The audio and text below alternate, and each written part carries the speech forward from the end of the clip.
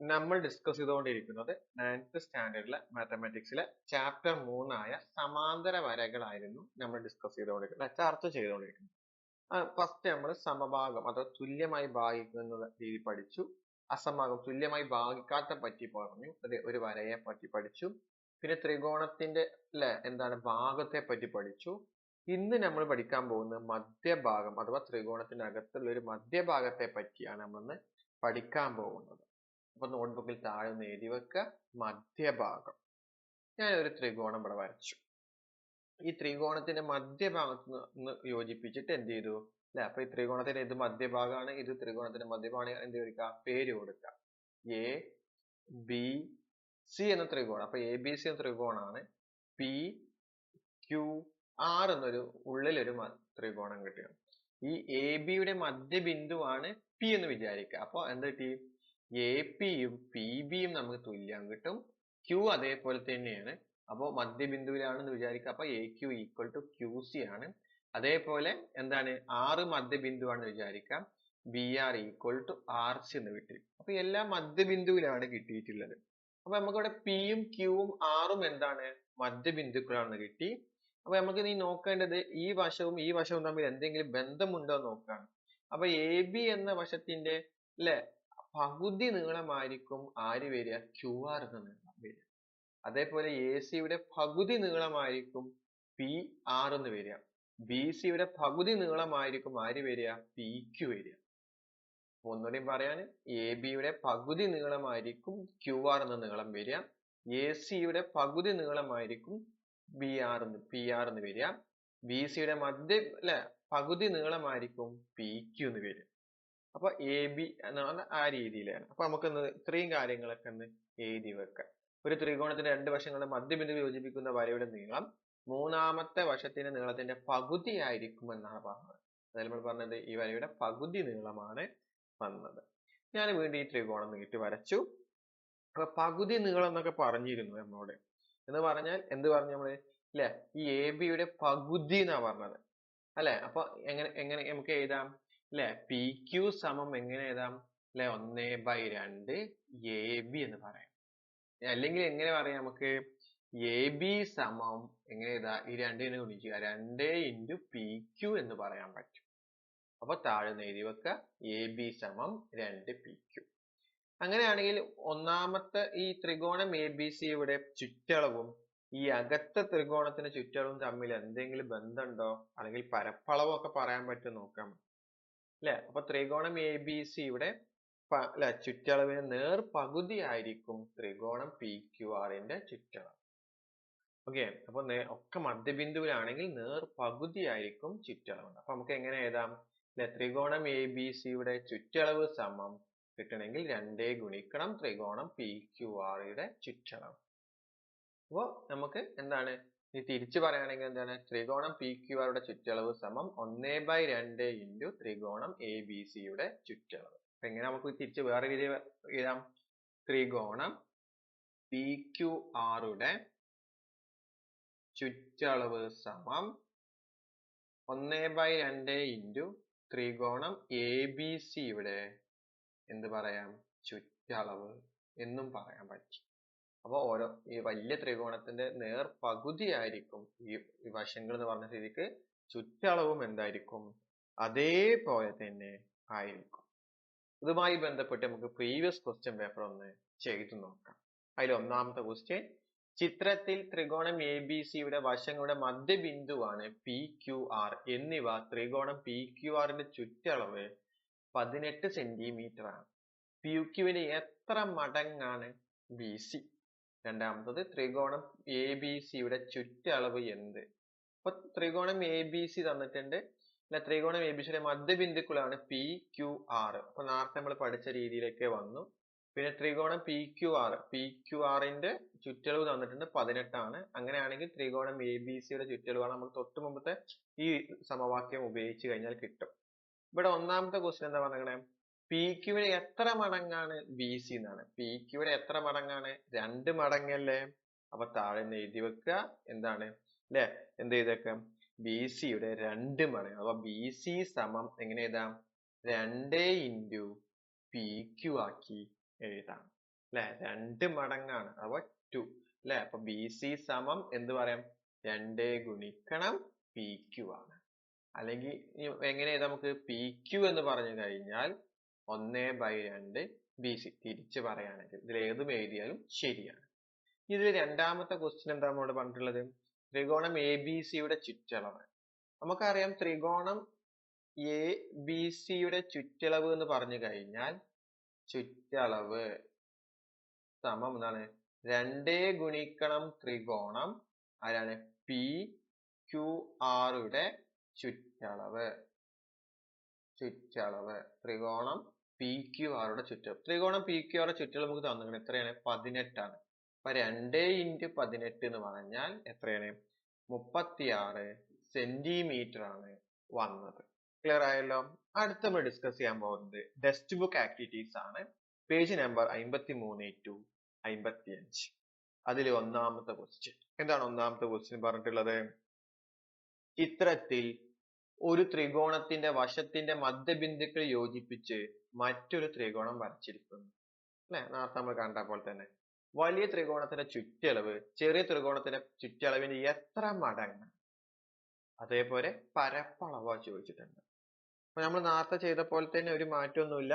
ഇതിനകത്ത് എന്താണ്? വലിയ ത്രികോണത്തിന്റെയും ചെറിയ ത്രികോണം തമ്മിൽ എത്ര ചുറ്റളവുകൾ തമ്മിലാണ് ബന്ധം ചോദിച്ചിട്ടുള്ളത് നമ്മളോട്. അല്ലെ? നമുക്ക് തൊട്ട് മുമ്പ് നമ്മൾ പറഞ്ഞിരുന്നു 2 മടങ്ങാണെന്നൊക്കെ നമ്മൾ പറഞ്ഞിരുന്നു. അത് തെളിയിക്കാൻ പോവുകയാണ് ചെയ്യാൻ പോകുന്നത്. അപ്പോൾ ഞാൻ എന്ത് ചെയ്തു? ഇങ്ങോട്ട് മാറ്റി വരച്ചു. ഇനി എന്ത് ചെയ്തു? ത്രികോണത്തിന് പേര് കൊടുത്തു. എ ബി സി എന്ന് പേര് കൊടുത്തു. ഇനി ഞാൻ ഈ എ അതേപോലെ ഇതിന് പേര് കൊടുക്കാൻ നമ്മൾ സാധാരണ കൊടുക്കുന്ന പോലെ പി ക്യു ആർ എന്നും കൊടുത്തു. ഇനി എ പിക്ക് ഞാനൊരു എ എന്ന് പേര് കൊടുക്കുകയാണ്. അതേപോലെ പി ബിക്കും ഞാൻ എന്ത് കൊടുക്കുകയാണ്? എ എന്ന് കൊടുക്കുകയാണ്. അപ്പൊ പി ബിക്കും പി എക്ക് എ ബി ആണ്. അപ്പൊ ഇത് എ ആയതുകൊണ്ട് ഓട്ടോമാറ്റിക് ആയിട്ട് ഈ വശം എന്തായിരിക്കും? എ ആയി മാറും. ഇനി അതേപോലെ ഞാൻ എന്ത് ചെയ്യാൻ അടുത്തത്? അല്ലെ? ബി ക്യൂക്ക് ബി കൊടുക്കുകയാണ്. അതുപോലെ ക്യു സിക്കും എ ബി കൊടുക്കുകയാണ്. അപ്പൊ ഇത് രണ്ട് എ ആണെങ്കിൽ ഇത് രണ്ടും ബി ആണെങ്കിൽ ഓട്ടോമാറ്റിക് ആയിട്ട് പി ആറും എന്തായിരിക്കും? എ ആയി മാറും. ഇനി ഇവിടെ മാത്രം കൊടുത്താൽ മതി. ഞാൻ ഇത് എ ആർക്ക് സി കൊടുത്തു. അതേപോലെ ആർ സിക്കും സി കൊടുത്താൽ ഓട്ടോമാറ്റിക് ആയി ഇതിന്റെ എന്താകും? നീളം എത്ര ആയിരിക്കും? സി ആകുന്ന കിട്ടും. അപ്പൊ നമ്മൾ ഇനി തെളിയിക്കാൻ പോവുകയാണ് ചുറ്റളവ് എത്ര വലുതിനും ചെറുതിന്റെയും. അപ്പൊ നമുക്കൊരു കാര്യം അറിയാം. എന്താണ്? എ ബി അല്ലെ? ഇവിടെ മധ്യബിന്ദുവാണ് ആര്? പി എന്ന് അറിയാം അല്ലെ? എ ബിയുടെ മധ്യബിന്ദുവാണ് പി എന്ന്. അപ്പൊ എ ബിയുടെ എന്താണ്? മധ്യ ബിന്ദുവാണ് ആര്? അല്ലെ? പി എന്ന് നമുക്കറിയാം. അപ്പൊ നമുക്കറിയാം എങ്ങനെ എഴുതാം? അല്ലെ? എ പി സമം പി ബി എന്ന് പറയാം. അപ്പൊ എ പിയും പി ബിയും സമം തുല്യാണ്. അത് എത്രയാണ്? എ ആണെങ്കിൽ നമുക്ക് ആര് പറയാം? ക്യു ആറും തമ്മിൽ എന്തായി? ക്യു ആറും എ ആയി. ഇനി അടുത്തത് ബി സിയുടെ മധ്യബിന്ദുവാണ് ആര് വരുന്നത്? ബി സിയുടെ മധ്യ ബിന്ദുവാണ് ആര്? ക്യു. അപ്പൊ എന്ത് പറയാം? ബി ക്യുവും ക്യു സിയും തമ്മിൽ തുല്യാണ്. അത് ബി ആണ്. അപ്പൊ ഓട്ടോമാറ്റിക് ആയിട്ട് പി ആർ എത്ര നമുക്ക് പറയാം? പി ആർ സമം ബി എന്ന് പറയാം. അടുത്തെന്താണ്? അല്ലെ? എ സിയുടെ മധ്യബിന്ദു, എ സിയുടെ അല്ലെ മധ്യ ബിന്ദുവാണ് ആര് പറയാം? ആർ ആണെങ്കിൽ എ ആർ സമം അല്ലെ ആർ സി എന്ന് പറയാം. എത്രയാണ്? സി ആണ്. അത് തുല്യമാണെങ്കിൽ പി ക്യൂവിന്റെ അളവ് എത്രയായി മാറി? അത് സി ആയി മാറി. ഇനി നമ്മൾ നേരെ ത്രികോണത്തിന്റെ ചുറ്റളവ് കാണാൻ പോവാണ്. ഏത് ത്രികോണത്തിന്റെയാണ് നമ്മൾ ആദ്യം ചെയ്യാൻ പോകുന്നത്? വലിയ ത്രികോണത്തിന്റെ ചുറ്റളവ്. വലിയ ത്രികോണം എന്ന് പറയുമ്പോൾ നമുക്കറിയാം A B plus B C plus A C ആണ്. ഇവിടെ എ ബി എന്ന് പറയുമ്പോൾ ആരൊക്കെയാണ്? എ പ്ലസ് എ ആണ് അല്ലെ? എ ബിനെ വേണമെങ്കിൽ ഒന്നുകൂടി A P plus P B എന്ന് എഴുതുന്നില്ല ഞാൻ. എന്താണ്? എ ബി എന്ന് പറഞ്ഞു കഴിഞ്ഞാൽ എ പ്ലസ് എ ആയി മാറി അല്ലെ? A plus A. B C എന്ന് പറയുമ്പോൾ ബി പ്ലസ് ബി ആണ്. B plus B. A C എന്ന് പറയുമ്പോൾ സി പ്ലസ് സി ആണ്. അപ്പൊ ഒക്കെപ്പാടെ കൂട്ടിയപ്പോ എന്താവും? 2a കൂട്ടണം 2b കൂട്ടണം 2c. ഇതിലെല്ലാത്തിലും 2 പൊതുവായിട്ടുണ്ട്. 2നെ ഞാൻ എന്ത് ചെയ്തു? പുറത്തെടുത്തു. അപ്പൊ എന്ത് കിട്ടി? 2 ഗുണിക്കണം a plus B plus C എന്ന രീതിയിൽ വന്നു. ഇനി എന്ത് ചെയ്യാണ്? ചെറിയ ത്രികോണത്തിന്റെ ചുറ്റളവ് കാണാൻ പോവുക. അപ്പൊ താഴെ നിന്ന് എഴുതുക ചെറിയ ത്രികോണത്തിന്റെ ചുറ്റളവ് സമം. അപ്പൊ ചെറിയ ത്രികോണം എന്ന് പറഞ്ഞാൽ പി ക്യു കൂട്ടണം QR കൂട്ടണം. പിന്നെ ആരാണ് അല്ലെ PR ആണ്. PQ എന്ന് പറയുമ്പോൾ C ആണ്. QR എന്ന് പറയുമ്പോൾ A ആണ്. PR എന്ന് പറഞ്ഞാൽ B ആണ്. അപ്പൊ ഒരുമിച്ച് ഒന്ന് ഓർഡർ ചെയ്തുമ്പോൾ ആൽഫബറ്റിക് ഓർഡർ ചെയ്തുമ്പോൾ A+B+C എന്ന് കിട്ടി. അപ്പൊ എന്ത് കിട്ടി നമുക്ക്? ആദ്യത്തെ വലിയ ത്രികോണത്തിന്റെ ചുറ്റളവ് എന്ന് പറഞ്ഞാൽ 2 ഗുണിക്കണം A+B ആണ്. ചെറിയ ത്രികോണത്തിന്റെ എന്ത് കിട്ടി നമുക്ക് അല്ലെ? A+B+C. അപ്പൊ ചെറുതിന്റെ 2 മടങ്ങായി വന്നില്ലേ പരപ്പളവ്? അപ്പൊ താഴെ എഴുതി വെക്കുക. എന്താണ്? ചെറിയ ത്രികോണത്തിന്റെ ചുറ്റളവിന്റെ 2 മടങ്ങാണ് വലിയ ത്രികോണത്തിന്റെ ചുറ്റളവ്. അപ്പൊ നമ്മൾ ആദ്യം റിസൾട്ട് ആക്കി പറഞ്ഞു എന്നുള്ളൂ. ആദ്യം തുടങ്ങിയപ്പോ അത് തെളിയിച്ചു കഴിഞ്ഞതാണ് നമ്മളെ ടെക്സ്റ്റ് ബുക്ക് ആക്ടിവിറ്റിയിലെ ഒന്നാമത്തെ ക്വസ്റ്റ്യൻ. ഇനി ഇതിനകത്ത് വേറൊരു ക്വസ്റ്റ്യൻ കൂടി ഉണ്ട്. പരപ്പളവിനെ പറ്റിയും അവർ ചോദിച്ചിട്ടുണ്ട് അല്ലെ? നമ്മുടെ ക്വസ്റ്റ്യനില് പരപ്പളവോ എന്നൊരു കാര്യം കൂടി അവരെന്ത് ചെയ്തിങ്ങനെ ചോദിച്ചിട്ടുണ്ട്. എന്താണ് അല്ലെ? പരപ്പളവോ എന്ന കാര്യങ്ങളും നമ്മൾ ചോദിച്ചു. ആ ത്രികോണം നിങ്ങളുടെ മാറ്റി വരച്ചു. ഇവിടെ നോക്കുക, ഇവിടെ കുറെ ചെറിയ ചെറിയ ത്രികോണങ്ങൾ ഉണ്ട്. നമുക്ക് ഈ പരപ്പളവാ നോക്കേണ്ടത് അല്ലെ? PBQ എന്ന ത്രികോണത്തിന്റെ വശങ്ങൾ ആരൊക്കെ? ABC ആണ്. അതേപോലെ APR ന്റെ വശങ്ങൾ ഏതാ? ABC ആണ്. അതേപോലെ PRQ എന്ന വശങ്ങൾ ABC ആണ്. അതേപോലെ QCR എന്ന ത്രികോണത്തിന്റെ വശങ്ങൾ ABC ആണ്. അപ്പൊ പറഞ്ഞാൽ ഈ 1, അതേപോലെ 2, 3, 4 ഈ 4 ത്രികോണത്തിന്റെയും പരപ്പളവുകൾ ചെറിയ എന്തായിരിക്കും? തുല്യമാണെന്ന് കണ്ടെത്തി. അപ്പൊ മുഴുവൻ ത്രികോണത്തിന്റെ പരപ്പളവും ചെറിയ ത്രികോണം തമ്മിൽ എത്ര മടങ്ങായിരിക്കും അല്ലെ? 4 മടങ്ങായിരിക്കും എന്ന് പറയാൻ പറ്റി അല്ലെ? എല്ലാ തുല്യ ത്രികോണങ്ങളാണ് ചെറിയ ത്രികോണങ്ങൾ. അപ്പൊ വലിയ ത്രികോണങ്ങൾ എന്ന് പറയുന്നത് ഒക്കെപ്പാടെ കൂടിയിട്ടാണ് അല്ലെ വരുന്നത്. അപ്പൊ 4 വരും അല്ലെ? അപ്പൊ എന്താണ് ഇപ്പൊ എത്രയാണ്? ചെറിയ ത്രികോണവും വലിയ ത്രികോണവും തമ്മിലുള്ള പരപ്പളവ് എന്ന് പറഞ്ഞാൽ എത്ര മടങ്ങാണ്? 4 ആണ് അല്ലെ? 1, 2, 3, 4 ഒക്കെപ്പാടെ ചേർന്നിട്ടാണ് വലിയ ത്രികോണമാണ്. അപ്പൊ എത്രയാണ്? 4 മടങ്ങാണ് വരുന്നത്. അപ്പൊ താഴെ എഴുതുക, 4 ത്രികോണങ്ങളും തുല്യ ത്രികോണങ്ങളായതിനാൽ വലിയ ത്രികോണത്തിന്റെ പരപ്പളവ് ചെറിയ ത്രികോണത്തിന്റെ പരപ്പളവിന്റെ 4 മടങ്ങാണെന്ന് നമുക്ക് പറയാൻ പറ്റും. അപ്പൊ 4 ത്രികോണങ്ങളും തുല്യ ത്രികോണങ്ങളായതിനാൽ വലിയ ത്രികോണത്തിന്റെ പരപ്പളവ് ചെറിയ ത്രികോണത്തിന്റെ പരപ്പളവിന്റെ 4 മടങ്ങാണ് അല്ലെ? അപ്പൊ പരപ്പളവ് കിട്ടി അല്ലെ? എത്രയാണ്? 4 മടങ്ങാണെന്നും ചുറ്റളവ് എത്രയാണ്? 2 മടങ്ങാണെന്നാണ് നമ്മൾ പറഞ്ഞിട്ടുള്ളത്. ഇനി അടുത്ത ക്വസ്റ്റ്യൻ, എത്രാമത്തെ ക്വസ്റ്റ്യൻ ആണ്? ഈ രണ്ടാമത്തെ ക്വസ്റ്റ്യൻ. എന്താണ് രണ്ടാമത്തെ ക്വസ്റ്റ്യൻ പറയണേ? ഈ ചിത്രങ്ങൾ നോക്കൂ അല്ലെ? അപ്പൊ നമ്മൾ ചിത്രം നോക്കി ഈ ഒരു ത്രികോണം വരച്ചു. ഇവിടെ ത്രികോണം, അകത്ത് ത്രികോണം ഒഴിവാക്കിയിട്ടുണ്ട്. ഇവിടെ കുറെ ത്രികോണങ്ങൾ ഒഴിവാക്കിയിട്ടുണ്ട്. എന്താണ് ചോദ്യം പറഞ്ഞത്? കടലാസിൽ വെട്ടിയെടുത്ത ഒരു ത്രികോണമാണ് ആദ്യ ചിത്രം അല്ലെ? ഒരു കടലാസിൽ വെട്ടിയെടുത്ത ത്രികോണമാണ് ഈ ചിത്രം. ഇതിൽ നിന്ന് വശങ്ങളുടെ മധ്യബിന്ദുകൾ യോജിപ്പിച്ച് കിട്ടുന്ന നടുവിലെ ചെറിയ ത്രികോണം വെട്ടിയതാണ് രണ്ടാമത്തെ ചിത്രം. അപ്പൊ ഇതിന്റെ മധ്യബിന്ദുവിൽ കൂടി അല്ലെ അടയാളപ്പെടുത്തി അത് ഭാഗം ഇങ്ങനെ ആ ത്രികോണം വരച്ച് കട്ട് ചെയ്ത് ഒഴിവാക്കിയതാണ് ഈ ഭാഗം. ഇതിലെ മൂന്നാമത്തെ ത്രികോണങ്ങളിൽ നിന്നും ഇതുപോലെ നടുവിലെ ത്രികോണം വെട്ടിയെടുത്താണ് മൂന്നാമത്തെ ചിത്രം. എന്ന് പറഞ്ഞാൽ ഇതിന്റെ മധ്യബിന്ദു എടുത്ത് ഇതിന്റെ മധ്യബിന്ദു എന്നിട്ട് ത്രികോണം വരച്ചു. ആ ത്രികോണം വെട്ടിയെടുത്തിട്ടാണ് എന്ത് ചെയ്തിരിക്കുന്നത്? പിന്നെ ഇവിടെ ഇവിടെ മുതൽ ഇതുവരെയുള്ള വരയുടെ മധ്യബിന്ദു എടുത്തു, മുതൽ ഇതുവരെയുള്ള മധ്യബിന്ദു എടുത്തു, ഇതിന്റെ മധ്യബിന്ദു എടുത്തു, അവിടെ ത്രികോണം വരച്ചു, ആ ഭാഗം കട്ട് ചെയ്ത് കളയുന്നതാണ്. ഇതേപോലെ ഇവിടെ ഇതിന്റെ മധ്യബിന്ദു ഇടപെടുത്തി ഇതിന്റെ മധ്യബിന്ദു ത്രികോണം എന്ത് ചെയ്തു? കട്ട് ചെയ്തെടുത്തു. അങ്ങനെ രൂപമാണ് ഇത് എന്ന് പറഞ്ഞത്. ഇതിൽ ഒന്നാമത്തെ ക്വസ്റ്റ്യൻ എന്താ? രണ്ടാമത്തെ ചിത്രത്തിലെ കടലാസിന്റെ പരപ്പളവ് ആദ്യത്തെ ചിത്രത്തിലെ പരപ്പളവിന്റെ എത്ര ഭാഗമാണെന്നാണ് പറഞ്ഞിട്ടുള്ളത്. മൂന്നാമത്തെ ചിത്രത്തിലോ? അപ്പൊ നമ്മൾ ഒന്നാമത്തെ ക്വസ്റ്റ്യൻ പോവുകയാണ്. എന്താണ് ചോദ്യം? എന്താ പറയുക? രണ്ടാമത്തെ ചിത്രത്തിലെ കടലാസിന്റെ പരപ്പളവ് ആദ്യത്തെ ചിത്രത്തിന്റെ പരപ്പളവിന്റെ എത്ര ഭാഗം? അപ്പൊ നമ്മൾ തൊട്ട് ഒന്നാമത്തെ ടെക്സ്റ്റ് ബുക്ക് ആക്ടിവിറ്റീസ് പഠിച്ചിരുന്നു അല്ലെ? ഈ ത്രികോണത്തിന്റെ പരപ്പളവും ഇതിന്റെ ത്രികോണത്തിന്റെ പരപ്പളവും ഈ ത്രികോണത്തിന്റെ പരപ്പളവും ഇതിന്റെ ത്രികോണത്തിന്റെ പരപ്പളവും ഒക്കെ തുല്യമാണെന്ന് പറഞ്ഞു. അപ്പൊ വലിയ ത്രികോണവും ചെറിയ ത്രികോണങ്ങളും തമ്മിൽ എന്താണ് പരപ്പളവ്? 4 മടങ്ങാന്നാ പറഞ്ഞത് അല്ലെ? ഇവിടെ എത്ര ത്രികോണങ്ങൾ ഉണ്ട്? ഒരു ത്രികോണം അല്ലെ? രണ്ടാമത്തെ ത്രികോണം, പിന്നെ മൂന്നാമത്തെ ത്രികോണം, ഇത് നാലാമത്തെ ത്രികോണം. അങ്ങനെ 4 ത്രികോണങ്ങൾ ഉണ്ട്.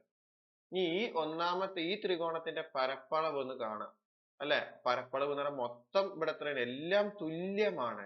അപ്പൊ എന്താ പറയാ? 1/4 ആയിരിക്കും ഇതിന്റെ പരപ്പളവ് ഈ ചോപ്പിന്റെ. അതേപോലെ ഇതിന്റെയും പരപ്പളവ് എന്ന് പറഞ്ഞാൽ എത്രയാണ്? 1/4 ആണ്. ഈ വെള്ളത്തിന്റെയും എത്രയായിരിക്കും അല്ലെ? ഈ കട്ട് ചെയ്ത് കളഞ്ഞ അവിടെയും 1/4, ഇവിടെയും 1/4. കാരണം എന്താ? ചെറുതിന്റെ 4 മടങ്ങാണ് വലിയ ത്രികോണം എന്ന് പറയുമ്പോൾ ഇവിടെ എത്ര ത്രികോണങ്ങൾ ഉണ്ട്? 1, 2, 3. അപ്പൊ 4ൽ 1 ഭാഗമാണ് ഈ ത്രികോണം വരുന്നത്.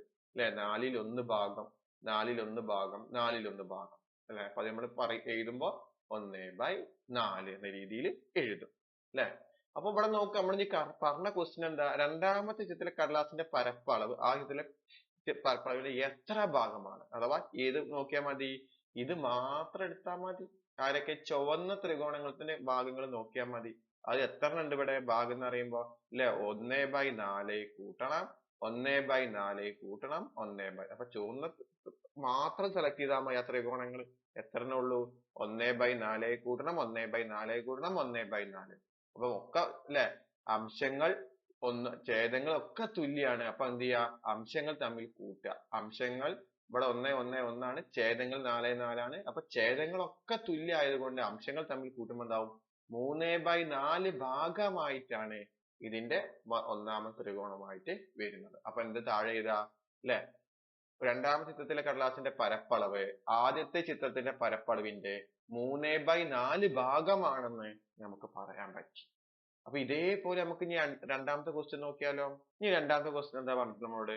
അല്ലെ? മൂന്നാമത്തെ ചിത്രത്തിലോ എന്നാണ്. അപ്പൊ മൂന്നാമത്തെ ചിത്രം ഇവിടെ കൈ കിട്ടിയിട്ടുണ്ട്. ഞാനിവിടെ എന്ത് ചെയ്യാണ്? ഈ ത്രികോണത്തിന്റെ മധ്യബിന്ദു ഇവിടെ ഉണ്ട് അല്ലെ? ഈ ത്രികോണത്തിന്റെ മധ്യബിന്ദുവാണ്, ഇതിന്റെ മധ്യബിന്ദു, ഇത് തമ്മിൽ ഒരു വരച്ചു. അപ്പൊ വീണ്ടും നമുക്കൊരു ത്രികോണം കിട്ടി. ഇവിടെ ആകെ എത്ര ത്രികോണങ്ങൾ ഉണ്ടെന്ന് നോക്കാം. അപ്പൊ എത്ര ഉണ്ട്? 1 2 3 4 അല്ലെ? 5 6 7 8 9 10 11 12 13 14 15 16 16 ത്രികോണങ്ങൾ ഉണ്ട്. അപ്പൊ നമുക്കറിയാം ഇത് ഓരോ ത്രികോണങ്ങളും മധ്യബിന്ദു യോജിപ്പിച്ച് വരച്ചതാണ്. അപ്പൊ ഈ ത്രികോണത്തിന്റെ പരപ്പളവും ഇതേ ത്രികോണത്തിന്റെ പരപ്പളവും ഇതിന്റെ ത്രികോണത്തിന്റെ പരപ്പളവും ഇതിന്റെ ത്രികോണത്തിന്റെ പരപ്പളവും ഒക്കെ എന്തായിരിക്കും? തുല്യമായിരിക്കും നമുക്കറിയാം. അപ്പോ എത്ര മടങ്ങായിരിക്കും എന്ന് നമുക്കറിയാൻ പറ്റും? ഈ വലിയ ത്രികോണത്തിന്റെ പരപ്പളവും ചെറിയ ത്രികോണത്തിന്റെ പരപ്പളവും തമ്മിൽ എത്ര മടങ്ങായിരിക്കും എന്ന് നമുക്ക് 16 മടങ്ങായിരിക്കും അല്ലെ? നമ്മൾ തൊട്ട് മുമ്പ് എന്ത് ചെയ്തിരുന്നു? ഇവിടെ 4 മടങ്ങ് എന്ന് പറഞ്ഞിരുന്നു. കാരണം എന്താ? 1 2 3 4 4 ഭാഗങ്ങളാക്കി മാറ്റിയിരുന്നു ചെറിയ ത്രികോണങ്ങളെ.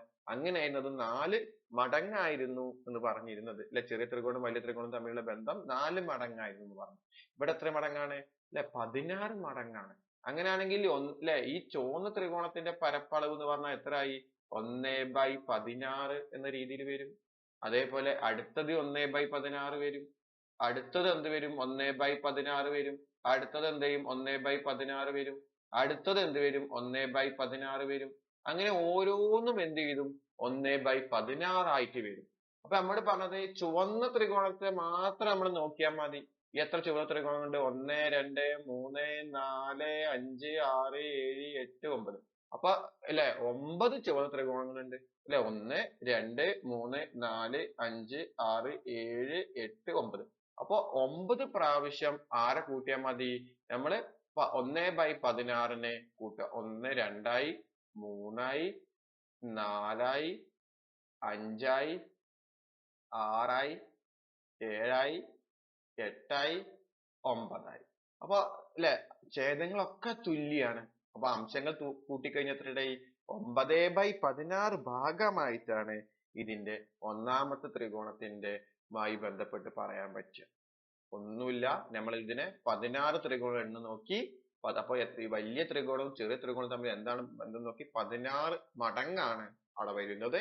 അപ്പൊ അതിന്റെ ഈ ചെറിയ ത്രികോണത്തിന്റെ പരപ്പളവ് എന്ന് പറഞ്ഞാൽ 16ൽ 1 ഭാഗമാണ് അല്ലെങ്കിൽ പരപ്പളവായിട്ട് വരുന്നതാണ് ഈ ചെറിയ ത്രികോണങ്ങൾ.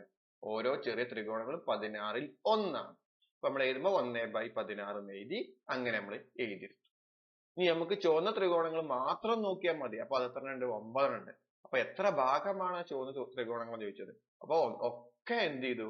1/16 മൊത്തം കൂട്ടിക്കൊണ്ട് അപ്പൊ 9/16 ഭാഗമാണ്. അപ്പൊ താഴെ എഴുതുക. മൂന്നാമത്തെ ചിത്രത്തിലെ കടലാസിന്റെ പരപ്പളവ് ആദ്യത്തെ ചിത്രത്തിലെ പരപ്പളവിന്റെ 9/16 ഭാഗമാണെന്ന് പറയാൻ പറ്റി. ക്ലിയർ ആയല്ലോ? ഇനി അടുത്ത ക്വസ്റ്റ്യൻ എത്രാമത്തെ ക്വസ്റ്റ്യൻ ആണ്? മൂന്നാമത്തെ ക്വസ്റ്റ്യൻ. എന്താണ് മൂന്നാമത്തെ ക്വസ്റ്റ്യൻ പറഞ്ഞിട്ടുള്ളത്? മൂന്നാമത്തെ ക്വസ്റ്റ്യൻ എന്താണ്? മൂന്നാമത്തെ ക്വസ്റ്റ്യൻ ഒരു മട്ടത്രികോണത്തിന്റെ മട്ടമൂലയും വശങ്ങളുടെ മധ്യബിന്ദുക്കളും മൂലമായി ഒരു ചതുർഭുജം വരച്ചിരിക്കുന്നു. ഈ ചതുർഭുജം ചതുരമാണ് തെളിയിക്കുക. ചതുരത്തിന്റെ പരപ്പളവ് ത്രികോണത്തിന്റെ പരപ്പളവിന്റെ എത്ര ഭാഗമാണെന്ന് തെളിയിക്കാനാ പറഞ്ഞേക്കണേ നമ്മളോട്. നമുക്കൊരു മട്ടത്രികോണം തന്നിട്ടുണ്ട്. പിന്നെ ഇതിനകത്തുള്ള ഒരു ചതുർഭുജമാണ് തെളിയിക്കാനാ പറഞ്ഞത്. അത് ചതുരമാണ് തെളിയിക്കാൻ പറഞ്ഞിട്ടുണ്ട്. അപ്പൊ ഈ മട്ടത്രികോണത്തിന്റെ മധ്യബിന്ദുവാണ് ഈ അടയാളപ്പെടുത്തിയിരിക്കുന്നത്. ഇതാണ് മധ്യബിന്ദുവാണ്, ഇതൊരു മധ്യബിന്ദുവാണെന്ന് പറഞ്ഞിട്ടുണ്ട് അല്ലെ. അത്രയും കാര്യങ്ങളാണ്. അപ്പൊ ചതുർഭുജത്തിന്റെ നമുക്ക് പറഞ്ഞത് ചതുർഭുജം നമ്മുടെ ചതുരമാണ് തെളിയിക്കാൻ പറഞ്ഞിട്ടുണ്ടെങ്കിൽ എന്താണ്, എതിരെ വരുന്ന വശങ്ങൾ തുല്യവും സമാന്തരവുമാണ്. പിന്നെ എതിരെ വരുന്ന വശങ്ങൾ തുല്യവും സമാന്തരമാണ്. പിന്നെ കോണ് 90 ആവും വേണം. നമുക്കിവിടെ 90 തെളിയിക്കേണ്ട ആവശ്യമില്ല. ത്രികോണം എന്ത് ത്രികോണാണ് അല്ലെ, മട്ട ത്രികോണം എന്ന് പറഞ്ഞുകൊണ്ട് ഇവിടെ 90 ഡിഗ്രി കിട്ടി. അപ്പൊ എന്ത് തെളിയിച്ചാൽ മതി, എതിരെ വരുന്ന വശങ്ങൾ തുല്യവും എന്തായി തുല്യവും അതേപോലെ എന്താണ് സമാന്തരമാണ് തെളിയിച്ചു കഴിഞ്ഞാൽ ആൻസർ ആയി. അപ്പൊ ഒന്നാമത്തെ ക്വസ്റ്റ്യൻ ഞാൻ എടുത്താണ്, ചതുർഭുജം ചതുരമാണ് തെളിയിക്കാൻ പോവുക. അപ്പൊ ഇതിന് ചിത്രം ഇങ്ങോട്ട് മാറ്റി വരച്ചു, എന്നിട്ട് പേര് കൊടുത്തു ABC എന്നും, പിന്നെ എന്ത് കൊടുത്തു PQR എന്നും കൊടുത്തു. ഇനി എന്ത് ചെയ്യാൻ പോവാണ് ഞാന്, ഈ അല്ലെ PQR എന്ന് പറഞ്ഞ മധ്യബിന്ദുക്കളാണ്. AB യുടെ മധ്യബിന്ദുവാണ് P, അതേപോലെ Q AC യുടെ മധ്യബിന്ദുവാണ്, R BC യുടെ മധ്യബിന്ദുവാണ്. അപ്പൊ ഞാൻ എന്ത് ചെയ്തു, AB യുടെ മധ്യബിന്ദുവാണ് P എന്ന് എടുത്തു, അതേപോലെ AC യുടെ മധ്യബിന്ദുവാണ് Q അല്ലെ. AB യുടെ മധ്യബിന്ദുവാണ് P, AC യുടെ മധ്യബിന്ദുവാണ് Q എന്ന് കിട്ടി. അങ്ങനെ കിട്ടുമ്പോ ഈ വരയാണെന്ന് പറഞ്ഞാൽ BC യുടെ പകുതിയാണെന്ന് കണ്ടെത്താൻ പറ്റും അല്ലെ. ഇങ്ങനെ നോക്കുമ്പോ ഈ വര BC യുടെ പകുതി നമ്മളെ റിസൾട്ട് പ്രകാരം. അപ്പൊ എങ്ങനെ എഴുതാം അല്ലെ, PQ സമം എന്താണ് 1/2 BC ആണ്. അപ്പൊ PQ സമം 1/2 BC എന്ന് പറഞ്ഞാൽ നമുക്കറിയാം R എന്ന് പറഞ്ഞാൽ BC യുടെ മധ്യബിന്ദുവാണ്. അപ്പൊ ഈ 1/2 BC ക്ക് പകരം നമുക്ക് ആര് ചേർക്കാം, BR എന്ന് ചേർക്കാം. ഈ ഒന്നും കൂടി ഉണ്ട്, നമുക്കറിയാം ഇതിലെ BC യുടെ പകുതിയാണ് PQ എന്ന് പറഞ്ഞ പോലെ എന്ത് പറയാം, PQ സമാന്തരമാണ് BC എന്നും പറയാൻ പറ്റും അല്ലെ. PQ സമാന്തരമാണ് PC. ഈ PC ക്ക് സമാന്തരമാണെങ്കിൽ അത് BR ഉം സമാന്തരാവൂലേ. അപ്പൊ ഒന്നാമത്തെ കണ്ടീഷൻ ശരിയായി അല്ലെ, എതിരെ വരുന്ന വശങ്ങൾ തുല്യവും സമാന്തരവുമാണെന്ന് കണ്ടെത്തി കഴിഞ്ഞു. അപ്പൊ ഏതൊക്കെ, PQ ഉം BR ഉം എതിരെ വരുന്ന വശങ്ങളാണ്, അതെന്താണ് അല്ലെ സമാന്തരവും തുല്യമാണെന്ന് കിട്ടി. ഇനി അടുത്തത് ഇത് രണ്ടും നമുക്ക് കിട്ടിയാൽ മതി. അതിനു വേണ്ടി എന്ത് ചെയ്താൽ മതി, നമ്മള് അല്ലെ BC യുടെ മധ്യബിന്ദുവാണ് R എടുത്തു, AC യുടെ മധ്യബിന്ദുവാണ് Q ആക്കി എടുത്തു അല്ലെ. അപ്പൊ എന്ത് ചെയ്തു, ഇവിടെ AC യുടെ മധ്യബിന്ദുവാണ് Q എന്ന് എടുത്തു, BC യുടെ മധ്യബിന്ദുവാണ് R എടുത്തു. അപ്പൊ നമുക്ക് QR ആരുമായിട്ട് പകുതിയാണ്, AB യുടെ പകുതിയാണ് അല്ലെ. QR എന്ന് പറഞ്ഞാൽ 1/2 into AB ആണെന്ന് നമുക്ക് പറയാൻ പറ്റി. അപ്പൊ QR സമം 1/2 AB. ഈ 1/2 AB ആരുമായിട്ട് തുല്യാണ്, BP യുമായിട്ട് തുല്യാണ്. കാരണം P എന്നൊരു മധ്യബിന്ദുവാന്ന് അറിയാം. അപ്പൊ QR സമം PB എന്ന് കിട്ടി. അപ്പൊ എന്ത് കിട്ടി, ഇപ്പോ QR ഉം PB യും തമ്മിൽ തുല്യായി. നമുക്കറിയാം അല്ലെ, AB യുടെ പകുതിയാണ് QR എന്ന് കണ്ടെത്തി. അതേപോലെ തന്നെ പറഞ്ഞൂടെ, QR ന് സമാന്തരമാണ് AB എന്ന് പറയാൻ പറ്റും. QR ന് സമാന്തരമാണ് ആര് പറയണത്, AB. ഈ AB ആരെക്കൂടി അല്ലെ, QR ന് ആരും കൂടി സമാന്തരമാവും, PB യുമായിട്ട് എന്താവും സമാന്തരമാവും. അപ്പൊ PB എഴുതി. അപ്പൊ പിന്നെ നമുക്ക് അറിയുന്ന ഒരു കാര്യം കൂടിയാണ്, AB കോൺ അല്ലെ കോൺ B എന്ന് പറഞ്ഞാൽ എത്രയാണ്, 90 ആണെന്ന് അറിയാം. അപ്പൊ എന്ത് കിട്ടി, എതിരെ വരുന്ന വശങ്ങൾ സമാന്തരവും തുല്യവുമായി കിട്ടി. ഇവിടെ ഉണ്ടാകുന്ന കോണ അളവ് എത്രയാണ്, 90 ആണ്. നമ്മുടെ മട്ടക്കോൺ അല്ലെ, മട്ടത്രികോണത്തിലെ കോൺ 90 ആണെന്ന് നമുക്കറിയാം. അപ്പൊ എന്ത് പറയാൻ പറ്റി നമുക്ക്, PBRQ എന്താണ്, ഒരു ചതുരമാണെന്ന് നമുക്ക് എന്ത് കിട്ടി അല്ലെ, ഒരു ചതുരമാണ് അല്ലെ. അപ്പൊ എന്താണ്, PBRQ എന്തായി കിട്ടി, ഇപ്പോ ഒരു ചതുരമാണ് കിട്ടി. ക്ലിയർ ആയല്ലോ. ഇനി അടുത്ത ക്വസ്റ്റ്യൻ എന്താണ്, ഇതിൽ രണ്ടാമത്തെ ക്വസ്റ്റ്യൻ വന്നിട്ടുള്ളത്, ചതുരത്തിന്റെ പരപ്പളവ് ത്രികോണത്തിന്റെ പരപ്പളവിന്റെ എത്ര ഭാഗമാണെന്ന് ചോദിച്ചത്. നമുക്ക് ചതുരത്തിന്റെ പരപ്പളവ് കാണാനുള്ള സമവാക്യം അറിയാം. എന്താണ് ചതുരത്തിന്റെ പരപ്പളവ് കാണാനുള്ള സമവാക്യം അല്ലെ, ചതുരത്തിന്റെ പരപ്പളവ് സമം എന്താണ് അല്ലെ, നീളം ഇൻറ്റു വീതിയാണ്. ഇവിടെ നീളം എന്ന് പറഞ്ഞാൽ ആരാണ്, BR ആണ്. BR ഇൻറ്റു വീതി എന്ന് പറഞ്ഞു കഴിഞ്ഞാൽ വീതി ഇവിടെ ആരാണ് അല്ലെ, BP ആണ് വീതി. ഇതാണ് നീളം, ഇതാണ് വീതി. അപ്പൊ BP ആണ്. നമുക്കറിയാം ബി ആർ എന്ന് പറഞ്ഞു കഴിഞ്ഞാൽ ബി സിയുടെ പകുതിയാണ് അല്ലെ. ബി ആർ എന്ന് പറഞ്ഞാൽ ആരാണ്? ബി ആർ സമം ബി സിയുടെ പകുതിയാണ്. അതുപോലെ ബി പി എന്ന് പറഞ്ഞു കഴിഞ്ഞാൽ ആരാണ്? എ ബിയുടെ പകുതിയാണ്. അപ്പൊ ഞാൻ എന്ത് ചെയ്തു? ബി ആറിന്റെ സ്ഥാനത്ത് ആരെടുത്ത് എഴുതി? 1/2 ബി സി. ബി പിയുടെ സ്ഥാനത്ത് ഞാൻ ആരെ എഴുതി? 1/2 അല്ലെ എ ബി എന്ന് എടുത്ത് എഴുതി. അപ്പൊ ഞാൻ ഇവിടെ 1/2 എടുത്ത് എഴുതി ഇൻറ്റു ഇവിടെ 1/2 എടുത്ത് എഴുതി B C into A B ആക്കി എഴുതി. ഇത് പറഞ്ഞാൽ ആരുടെ പരപ്പളവാണെന്ന് നോക്കി അല്ലെ. 1/2 into B C into A B. B C എന്ന് പറഞ്ഞാൽ ഇത് ഈ ത്രികോണത്തിന്റെ പാദമല്ലേ വന്നത്. പിന്നെ എ ബി എന്ന് പറഞ്ഞാൽ ഈ ത്രികോണത്തിന്റെ ഉയരമാണ് വന്നത്. അപ്പം എന്ത് കിട്ടിയപ്പോ? 1/2 ഇൻറ്റു എന്ത് പറഞ്ഞു അല്ലെ, ത്രികോണം എ ബി സിയുടെ പരപ്പളവ് എന്ന് പറഞ്ഞു ഇവിടെ. അപ്പൊ 1/2 ഇൻറ്റു ത്രികോണം എ ബി സിയുടെ പരപ്പളവ്.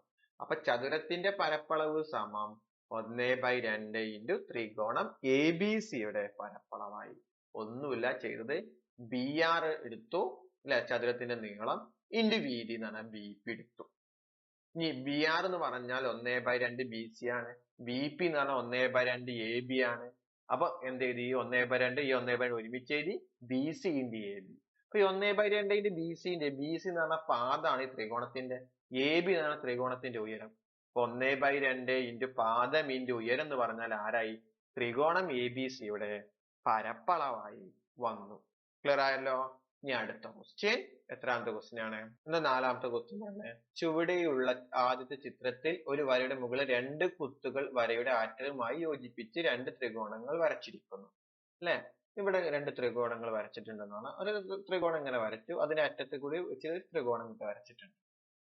ഇനി എന്താണ്? രണ്ടാമത്തെ ചിത്രത്തിൽ ത്രികോണങ്ങളുടെ ഇടതും വലതും വശങ്ങൾ അഥവാ ഇടതും വലതും വശങ്ങൾ എന്ന് പറയുന്നത് അല്ലെ.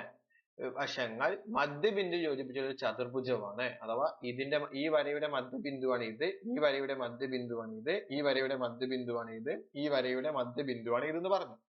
എന്താണ്? ഈ ചതുർഭുജം സമാന്തരികമാണെന്ന് തെളിയിക്കുക. അഥവാ ഇതെന്താണ്? സമാന്തരികമാണെന്ന് തെളിയിക്കാൻ നമ്മൾ പറഞ്ഞിട്ടുള്ളത്.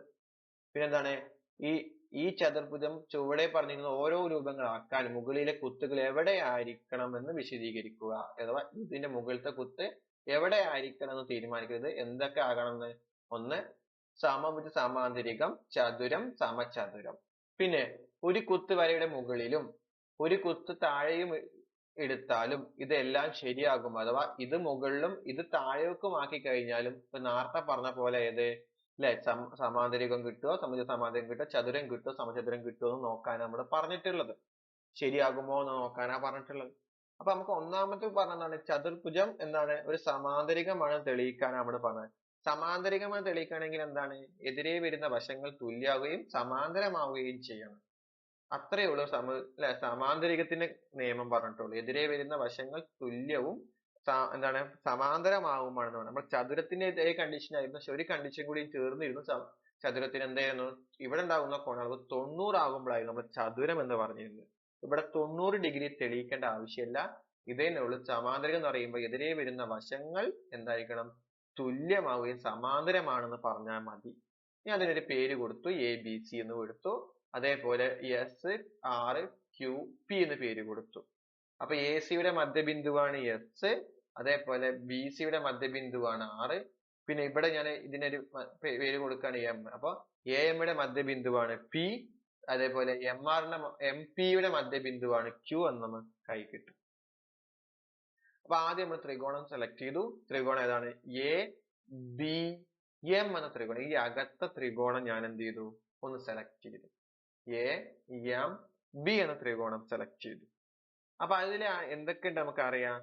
എ എമ്മിന്റെ മധ്യബിന്ദുവാണ് പി എന്ന് അറിയാം, ബി എമ്മിന്റെ മധ്യബിന്ദുവാണ് ക്യു എന്നും അറിയാം. അപ്പൊ നമുക്ക് എന്ത് എഴുതാം അല്ലെ? സമാന്തരമാണെന്ന് നമുക്ക് എഴുതി പോകാനും പറ്റും. അപ്പൊ എങ്ങനെ നമുക്ക് എഴുതാൻ പറ്റിയത് അല്ലെ? അപ്പൊ ആരൊക്കെ തമ്മിൽ സമാന്തരമാവും അല്ലെ? പി ക്യു സമാന്തരമാണ് ആരുമായിട്ട്? എ ബിയുമായിട്ട് അല്ലെ. മധ്യബിന്ദുക്കളാണെങ്കിൽ എ ബിയുടെ അല്ലെ സമാന്തരമാണ് പി ക്യു. അപ്പൊ ഓട്ടോമാറ്റിക് ആയിട്ട് സമാന്തരമായത് കൊണ്ട് നമുക്ക് ഒരു നിയമം കൂടി പറയാം. എ ബിയുടെ പകുതി നീളമായിരിക്കും പി ക്യു എന്ന് പറയാനും പറ്റും. പി ക്യു സമാന്തരമാണ് എ ബി എന്ന് പറഞ്ഞ സ്ഥിതിക്ക് എന്ത് പറയാം, എ ബിയുടെ പകുതി ആയിരിക്കും പി ക്യു എന്ന് പറയാം അല്ലെ. അപ്പൊ എങ്ങനെ പറയാം അല്ലെ, പി ക്യു സമം 1/2 എ ബി. ഇതിന് സമവാക്യം 1 കൊടുത്തു. ഇനി അതേപോലെ ഞാൻ എന്ത് ചെയ്യാണ്, അടുത്ത ത്രികോണം എടുക്കുകയാണ്, എ ബി സി എന്ന ത്രികോണം എടുക്കുകയാണ്. എ ബി സി മുഴുവൻ തുടക്കം മുതലുള്ളത്. അപ്പൊ ഇവിടെ ആരൊക്കെയുണ്ട്, എ സിയുടെ മധ്യബിന്ദുവാണ് എസ് എന്നറിയാം, അതേപോലെ ബി സിയുടെ മധ്യബിന്ദുവാണെന്ന് ആറും അറിയാം. അപ്പൊ ഇവിടെ ആരാണ്, എസ് ആർ അതേപോലെ എ ബി ഇവ എന്താണ്, സമാന്തരമാണെന്നും നമുക്കറിയാൻ പറ്റിയതോടുകൂടി അല്ലെ. മധ്യബിന്ദു കൂടി വരച്ച വരകൾ അതുപോലെ എന്താവും, സമാന്തരമാകുന്നെന്ന് വെച്ചപ്പോ എസ് ആറും എ ബിയും സമാന്തരമാണ്. അപ്പൊ എ ബിയുടെ പകുതി നീളമായിരിക്കും എസ് ആർ എന്ന് പറയാം. എ ബിയുടെ പകുതി നീളമായിരിക്കും എസ് ആർ. അപ്പൊ എസ് ആർ സമം അല്ലെ എ ബിയുടെ പകുതി നീളം. അപ്പൊ എ ബി എന്തായി, 2 ആയി. അപ്പൊ ഒന്നാമത്തെ കേസിൽ നമ്മൾ എന്ത് എഴുതിയത് അല്ലെ, ഒന്നാമത്തെ കേസിൽ എന്ത് ചെയ്തു, പി ക്യൂയുടെ പകുതി നീളമായി, പി ക്യു എന്ന് പറഞ്ഞാൽ എ ബിയുടെ പകുതി നീളമാണ്.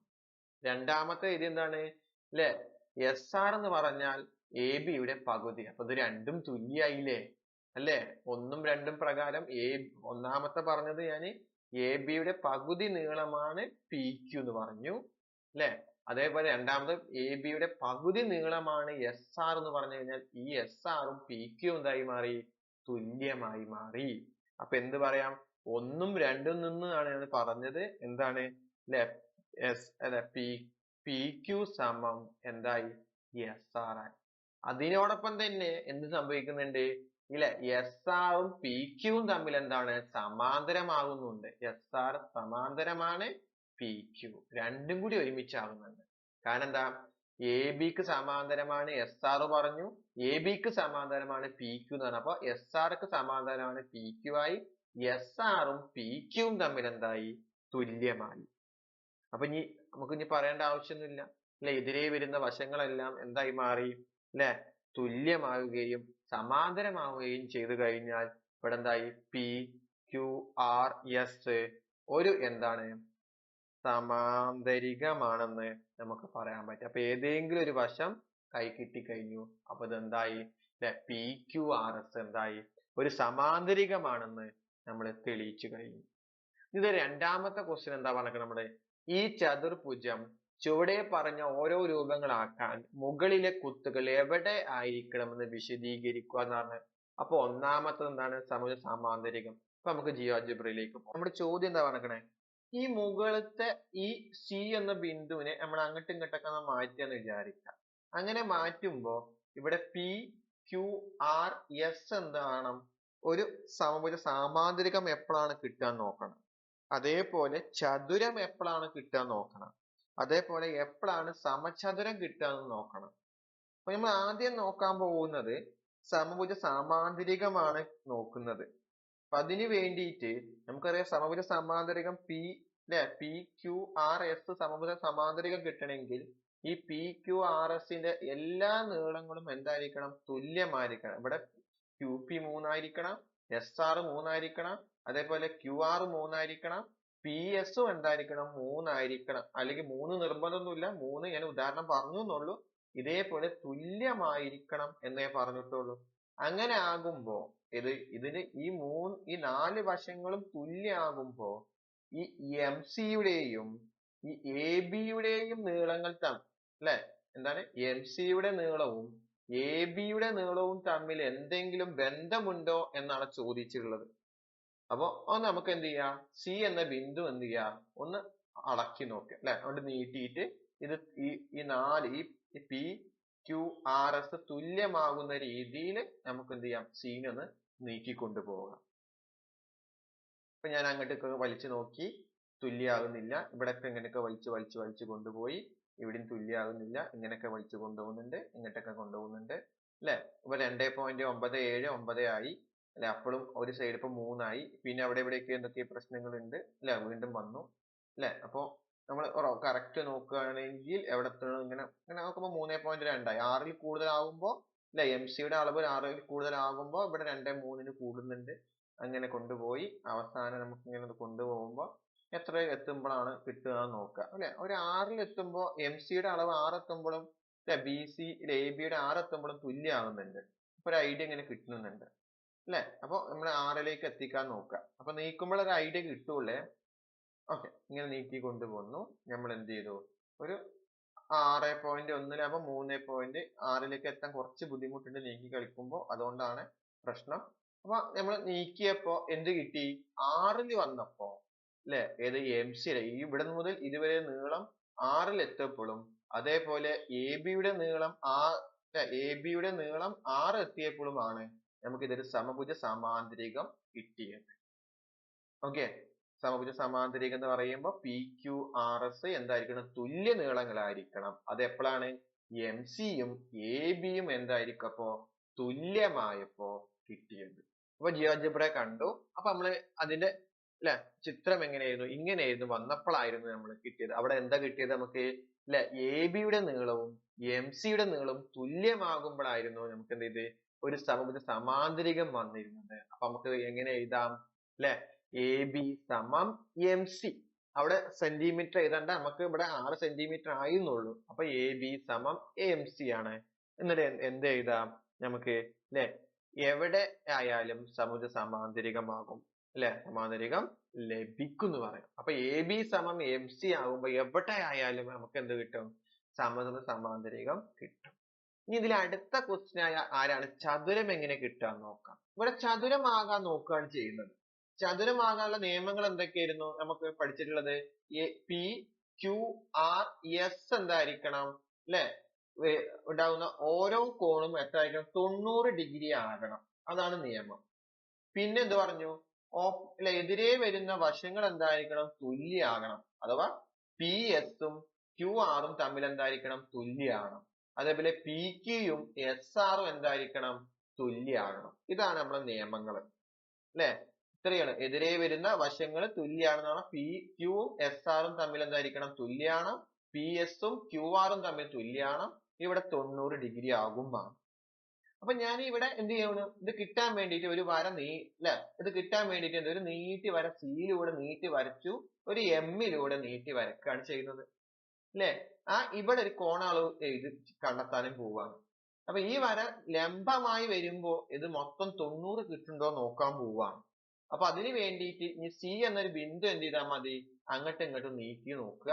അതേപോലെ ഇത് രണ്ടും എതിരെ വരുന്ന വശങ്ങൾ തുല്യാക്കുമാണ്. ഇവിടെ 90, ഇവിടെ 90, ഇവിടെ 90 ആവുമാണ്.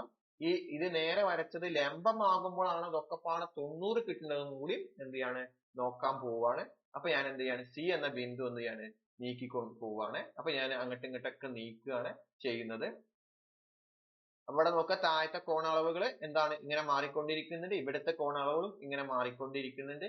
എപ്പോഴാണ് ഇവിടെ 90 കിട്ടണത് നോക്കുക, അപ്പോഴാവുമ്പോൾ നമുക്ക് എന്ത് കിട്ടുന്നുണ്ട്, ഇവിടെ 90 കിട്ടുന്നുണ്ടോ നോക്കും വേണം. കാരണം ഇതാണ് നമ്മൾ പറഞ്ഞത്, നേരെ ലംബമായി വരച്ചിട്ടാണ് നോക്കുന്നത്. നമ്മൾ അല്ലെ സീരിയലൂടെ ഒരു ലംബം വരച്ചിട്ടാണ് നമ്മൾ ഈ ബിന്ദു ഇങ്ങനെ മാറ്റി കളിക്കുകയാണ് ചെയ്യുന്നത്. അപ്പൊ എന്ത് കിട്ടി നമുക്ക്, എങ്ങനെ നീക്കിയപ്പോ ഇവിടെ 90 ഡിഗ്രി കിട്ടി.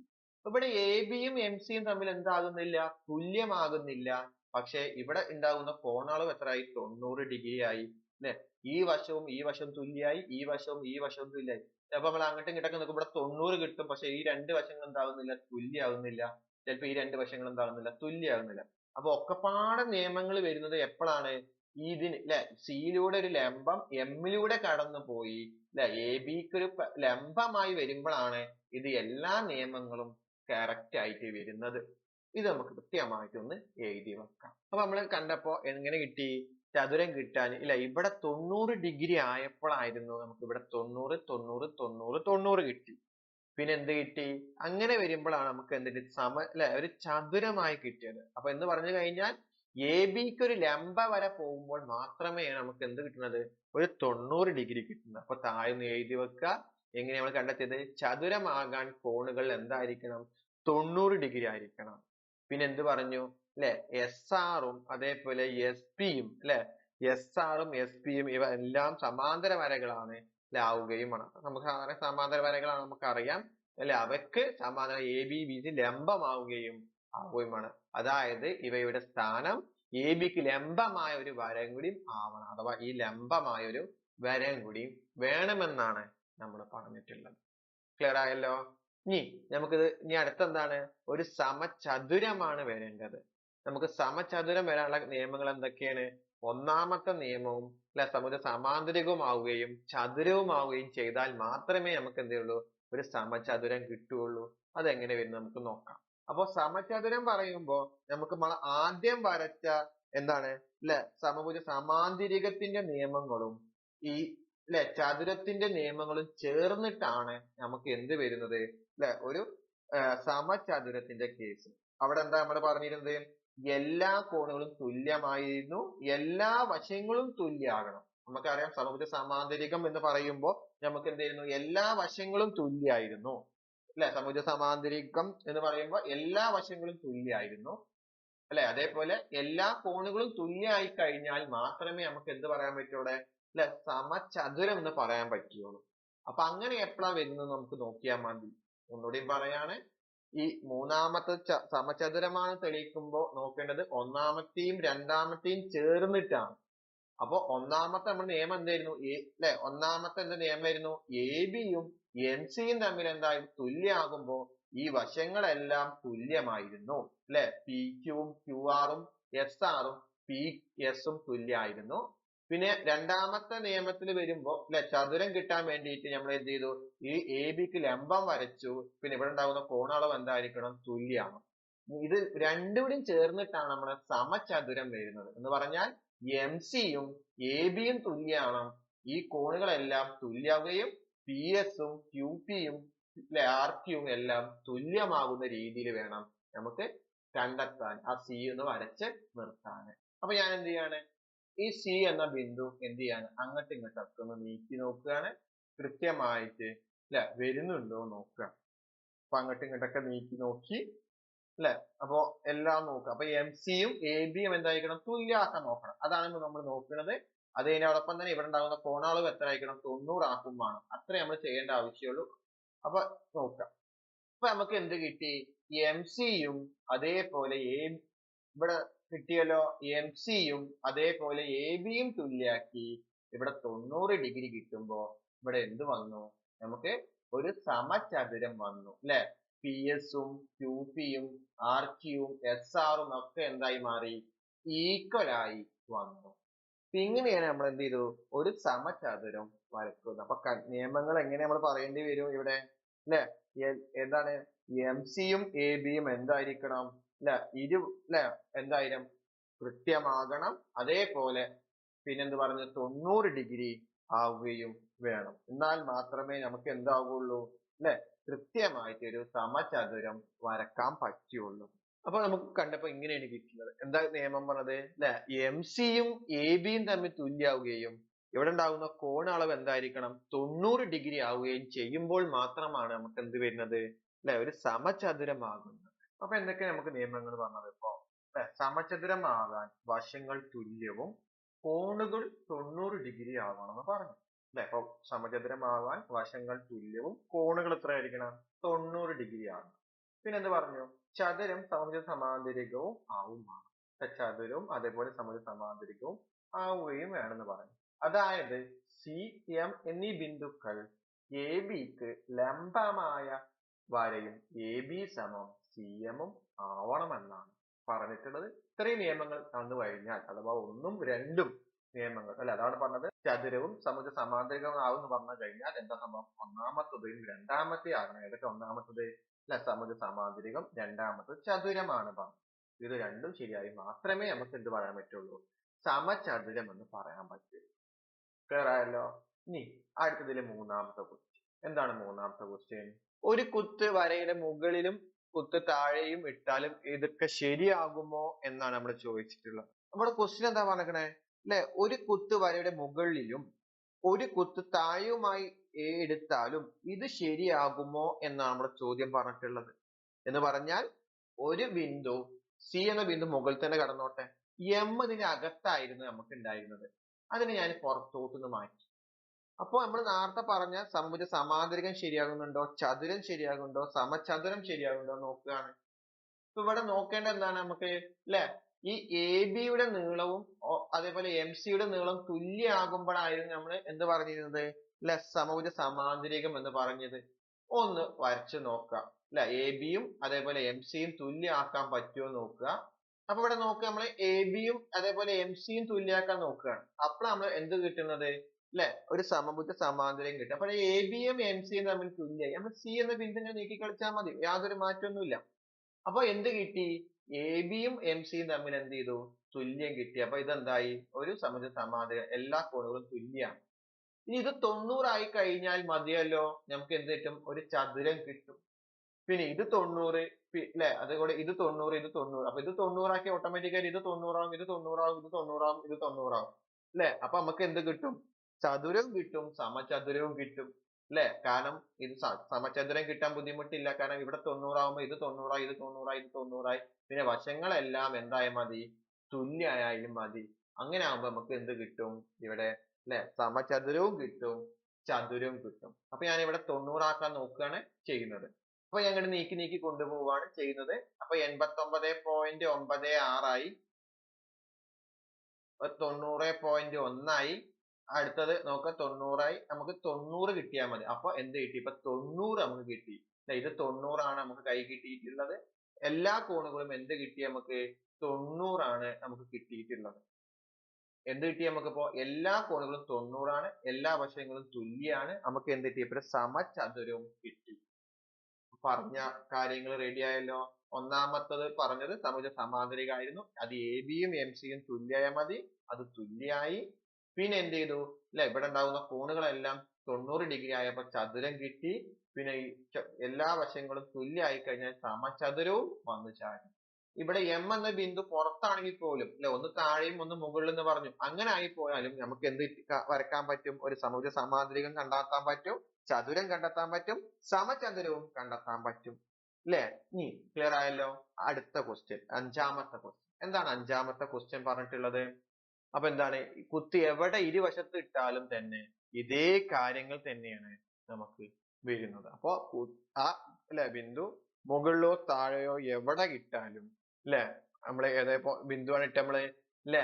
ഈ സി എന്ന ബിന്ദു മുകളിലും അതേപോലെ എം എന്ന ബിന്ദു താഴെയാണ് നമ്മൾ എന്തിട്ടുകളെ ചെയ്തിട്ടുള്ളത് അല്ലെ? അപ്പൊ ചെയ്തു കഴിഞ്ഞാലും എന്താണ്?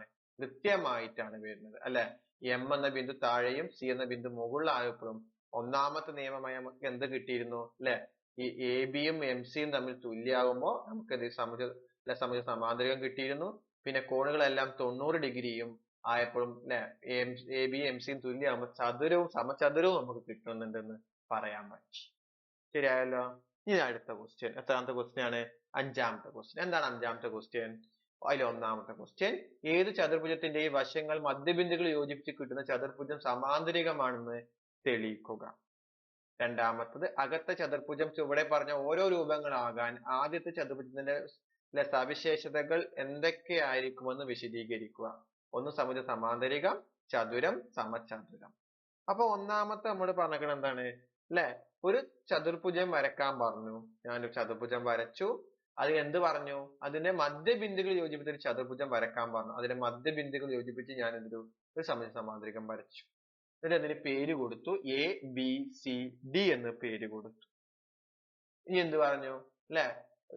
ഏത് ഇതിന്റെ വശങ്ങൾ മധ്യബിന്ദുകൾ യോജിപ്പിച്ച് കിട്ടുന്ന ചതുർഭുജം സമാന്തരികമാണ്, അഥവാ HEFG എന്താണ്? ഒരു സമഭുജ സമാന്തരികമാണെന്ന് ല്ലെ? സമാന്തരികമാണ് തെളിയിക്കാനാ പറഞ്ഞത്. സമാന്തരികം തെളിയിക്കാൻ എന്താണ്? നമ്മൾ എന്താണ് ല്ലെ? ഒന്ന് സമാന്തരമായിരിക്കണം, അതിന്റെ പകുതിയാകുന്ന രീതിയിലേക്ക് പോയാൽ മതി. അതിനു വേണ്ടിയിട്ട് ഞാനിവിടെ BD എന്നൊരു വര വരച്ചിട്ടുണ്ട്. അപ്പോ എന്താണ്? ഈ BD എന്നൊരു വര ഞാൻ യോജിപ്പിച്ചിട്ടുണ്ട്. അതാ ഈ ABCD എന്നതാണ് ഇതിന്റെ ഒരു വികരണമാണ് ആയിട്ടാണ് ഞാൻ വരച്ചിട്ടുള്ളത്. അപ്പൊ എന്തിനാ വെച്ച് കഴിഞ്ഞാൽ ഇവിടെ നോക്കി, ABD എന്നൊരു ത്രികോണം കിട്ടുന്നുണ്ട് മുകൾക്ക്, അതേപോലെ BCD എന്നൊരു ത്രികോണം കിട്ടുന്നുണ്ട്. പിന്നെ അങ്ങനെ നോക്കുമ്പോ EH എന്ന് പറഞ്ഞാൽ AB യുടെ മധ്യബിന്ദുവായിട്ട് വരുന്നുണ്ട്. അതേപോലെ AD യുടെ മധ്യബിന്ദുവായിട്ട് H വരുന്നുണ്ട്. അതേപോലെ BC യുടെ മധ്യബിന്ദുവായിട്ട് F വരുന്നുണ്ട്. സിയുടെ മധ്യബിന്ദുവായിട്ട് ജി വരുന്നുണ്ട്. അപ്പൊ നമ്മൾ നേരത്തെ പറഞ്ഞ നിയമങ്ങളൊക്കെ ഇവിടെ വരാൻ പറ്റുന്നുണ്ട്. അതുകൊണ്ടാണ് ബി ഡി എന്നൊരു വര, ഒരു വികരണം ഞാൻ വരച്ചത്. അപ്പൊ ഞാൻ ഒന്നാമത്തെ പറയാണ് എന്താണ്, ത്രികോണം ബി എ ഡി എടുത്തു. അപ്പൊ ബി എ ഡി എടുത്തു. അപ്പൊ അതിലെ മധ്യബിന്ദുക്കളാണ് ഇയും എച്ചും. അപ്പൊ എ ബിയുടെ മധ്യബിന്ദുവാണ് ഇ, അതേപോലെ എ ഡിയുടെ മധ്യബിന്ദുവാണ് എച്ച്. അപ്പൊ എന്ത് പറയാൻ പറ്റി നമുക്ക്, ഈ ബി ഡിക്ക് അല്ലെ സമാന്തരമാണ് ആര്, ഇ എച്ച് എന്ന് പറയാൻ പറ്റി. ബി ഡിക്ക് സമാന്തരമാണ് ആര്, അല്ലെ, ഇ എച്ച്. നമുക്കറിയാം ഈ ബി ഡിയുടെ നീളത്തിന്റെ പകുതി നീളമാണ് ഇ എച്ച് എന്ന് പറയാൻ പറ്റും. അപ്പൊ നമ്മൾ നേരത്തെ തെളിയിച്ചിരുന്നു അല്ലെ, ഇ എച്ചിന്റെ പകുതി നീളമാണ് അത് ബി ഡി എന്ന് പറഞ്ഞു. അതിന്റെ സമവാക്യം 1. നേരത്തെ നമ്മൾ ഇതേപോലെ പ്രൂഫാണ് ചെയ്തത്. ഇനി അതേപോലെ ഈ ത്രികോണം എടുക്കുക, ഇത് ബി ഡി സി എന്ന ത്രികോണം സെലക്ട് ചെയ്യുക. അപ്പൊ ബി ഡി സി എന്ന ത്രികോണം ഞാൻ സെലക്ട് ചെയ്തു. അപ്പൊ അവിടെ എഫും എച്ചും എന്താണ്, മധ്യബിന്ദുക്കൾ. അപ്പൊ ഡി സിയുടെ മധ്യബിന്ദുവാണ് ജി എന്ന് പറഞ്ഞാൽ പറ്റി, ബി സിയുടെ മധ്യബിന്ദുവാണ് എഫ് എന്നും പറയാൻ പറ്റി. നമുക്ക് എന്ത് പറയാൻ പറ്റി, അല്ലെ, ബി ഡിയുടെ അല്ലെ സമാന്തരമാണ് എഫ് ജി എന്ന് പറയാൻ പറ്റി. അപ്പൊ ബി ഡിയുടെ സമാന്തരമാണ് എഫ് ജി. അപ്പൊ എഫ് ജി എന്ന് പറഞ്ഞു കഴിഞ്ഞാൽ നമുക്ക് എന്ത് പറയാം, അല്ലെ, ബി ഡിയുടെ പകുതി നീളമാണെന്ന് പറയാൻ പറ്റി. അപ്പൊ സമവാക്യം 1 നിന്നും സമവാക്യം 2 നിന്നും എന്ത് പറയാൻ പറ്റി നമുക്ക്, അല്ലെ, ഈ നീളവും എന്തായി, തുല്യമാണെന്ന് പറയാൻ പറ്റി. എന്ന് പറഞ്ഞാൽ ഇ എച്ച് സമം അല്ലെ എഫ് ജി എന്ന് പറയാൻ പറ്റി. എന്ന് പറഞ്ഞാൽ ഇ എച്ച് സമാന്തരമാണ് എഫ് ജിയും കൂടിയും പറയാൻ പറ്റി. അതുകൊണ്ട് എന്ത് പറയാം, ഈ എഫ് എച്ച് ജി ഒരു സമാന്തരികമാണെന്ന് നമുക്ക് തെളിയിച്ചു കഴിഞ്ഞു, അല്ലെ, സമാന്തരികമാണെന്ന് തെളിയിച്ചു. അപ്പൊ സമാന്തരികമാണ് എന്ന് കിട്ടി. അപ്പൊ ഇതാണ് നമ്മൾ പറഞ്ഞിട്ടുള്ളത്. അപ്പൊ എന്ത് കിട്ടി, ഇ ജി എഫ് ജി അല്ലെങ്കിൽ ഇ എഫ് ജി എച്ച് എന്താണ്, ഒരു സമാന്തരികമാണെന്ന് തെളിയിച്ചു. നേരത്തെ തെളിയിച്ച പോലെ തന്നെയാണ് നമ്മൾ തെളിയിച്ചത്. അപ്പൊ ഇതിലെ സെക്കൻഡ് ക്വസ്റ്റ്യൻ എന്താ പറഞ്ഞിട്ടുള്ളത്, അകത്തെ ചതുർഭുജം ചുവടെ പറയുന്ന ഓരോ രൂപങ്ങളാകാൻ ആദ്യത്തെ ചതുർഭുജത്തിന്റെ സവിശേഷതകൾ എന്തായിരിക്കുമെന്ന് വിശദീകരിക്കുക. ഒന്ന് സമഭുജ സമാന്തരികം, ചതുരം, സമചതുരം. അതിൽ ഒന്നാമത്തത്. അപ്പൊ സമഭുജ സമാന്തരികം എപ്പോഴാകാന്ന് ചോദിച്ചില്ല നമ്മളോട്. നമുക്ക് എങ്ങനെ ആകുന്നത് നോക്കാം. ഇവിടെ ക്വസ്റ്റ്യൻ എന്താ പറയുന്നത്, നമുക്ക് എ ബി സി ഡി എന്താണ്, ഒരു ചതുർഭുജമാണ് തന്നിട്ടുള്ളത്. ഇതിനകത്തൊരു ചതുർഭുജം വരച്ചിട്ടുണ്ട്, ഇ എഫ് ജി എച്ച് എന്നൊരു ചതുർഭുജം വരച്ചിട്ടുണ്ട്.